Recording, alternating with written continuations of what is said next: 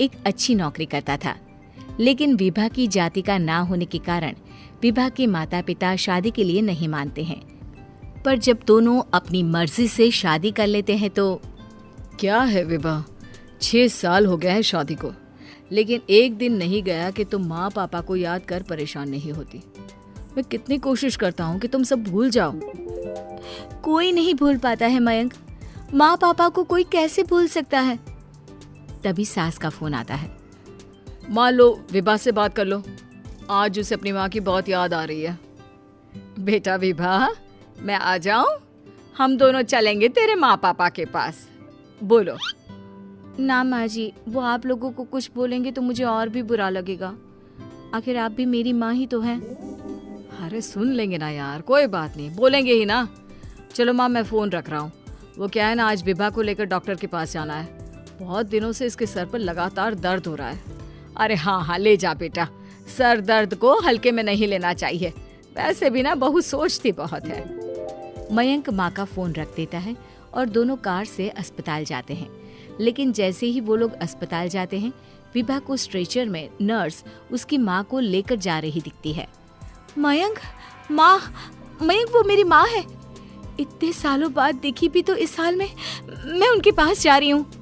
अरे रुको, कहीं वो लोग तुम्हें देखकर और परेशान ना हो जाए, या फिर तुम्हें कुछ बोल ना दे विभा, तुम फिर परेशान हो जाओगी। मयंक कैसी बात कर रहे हो, वो माँ है मेरी। विभा पास खड़े अपने चाचा चाची से बात करने की कोशिश करती है, लेकिन वाह, तेरे जैसी बेटी जिसकी हो वो तो मर ही जाए तो अच्छा है।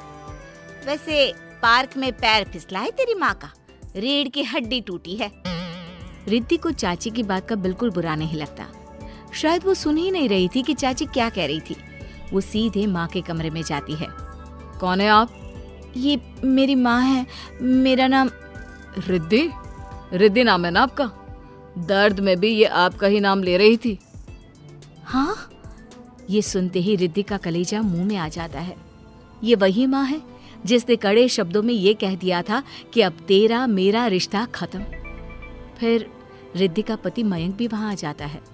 सामने खड़े होते हैं रिद्धि के पिता। पापा, क्या हुआ माँ को? वो पार्क में गिर पड़ी, रीढ़ की हड्डी में चोट आई है। रिद्धि पिता की तरफ देखती है, लेकिन पिता मुंह फेर लेते हैं। पता है मयंक, माँ दर्द में मेरा नाम ले रही थी।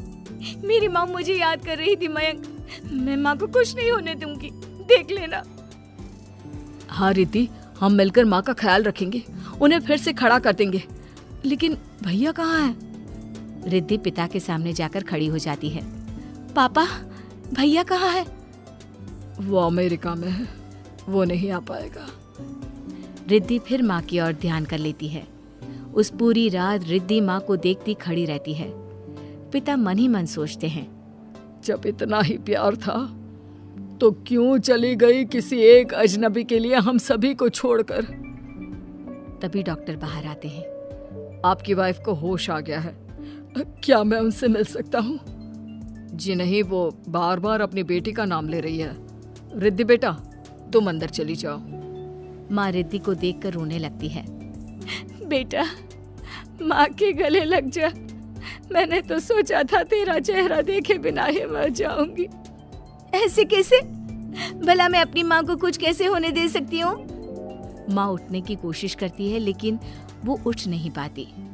देखिए, आपकी रीढ़ की हड्डी में फ्रैक्चर है। मुझे प्यास लगी है, पानी पीना है। रुको माँ, मैं हूँ ना, मैं पिलाती हूँ पानी अपनी माँ को। कोई और नहीं आया? तेरे चाची चाचा आए थे माँ, पर शायद मुझे देखकर चले गए। जाने दे, इस वक्त भी पुरानी रंजिश देख रहे हैं। और रंजिश भी कैसी? माँ अपनी बेटी से नाराज ही तो थी। रिद्धि अब पूरे समय माँ के साथ रहती है। उनके हर काम को करने में उनका सहारा बनती है।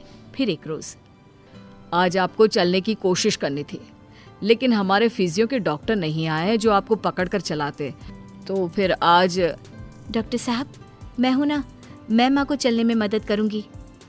रिद्धि माँ को चलाती फिराती, उनके खाने पीने का ख्याल रखती। ये लो, दवाई खा लो। नहीं, मैं रिद्धि के हाथ से खाऊंगी।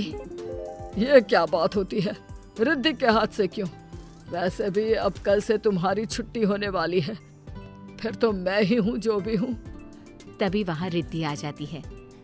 पापा, मैं बस कुछ मिनट के लिए डॉक्टर के पास गई थी। ये दवा तुम्हारे पापा नहीं बताएंगे, लेकिन वो मुझे दवाई दे रहे थे। कल से मेरी छुट्टी है ना। लेकिन ये तो गलत दवाई है पापा। इतनी ढेर सारी दवाई है ना, इसलिए भूल हो गई होगी। नहीं नहीं माँ, सिंपल तो है। मैं बाहर जा रहा हूँ, कल आ जाऊंगा छुट्टी कराने। अगले दिन पिता अस्पताल से माँ को ले जा रहे होते हैं कि रिद्धि बेटा, इतनी जल्दी किसी की छुट्टी नहीं हो पाती, ऐसे रीढ़ की हड्डी के मामले में। लेकिन तुम्हारी दिन रात की मेहनत ने तुम्हारी माँ को व्हीलचेयर में बैठने लायक बना दिया। बस इसी तरह 1 महीने और सेवा हो जाए तो क्या ये फिर से दोबारा पहले जैसे चलने लगेगी? हाँ, चलने क्या, दौड़ने लगेगी। अब क्या था, पिता कुछ सोच में पड़ जाते हैं कि रिद्धि कहती है, माँ मेरे साथ मेरे घर चलो, 1 महीने मैं तुम्हारी सेवा करना चाहती हूँ। नहीं, चलना है तो तुम चलो अकेली। उस लड़के के लिए ना हमारे दिल में जगह है ना घर में।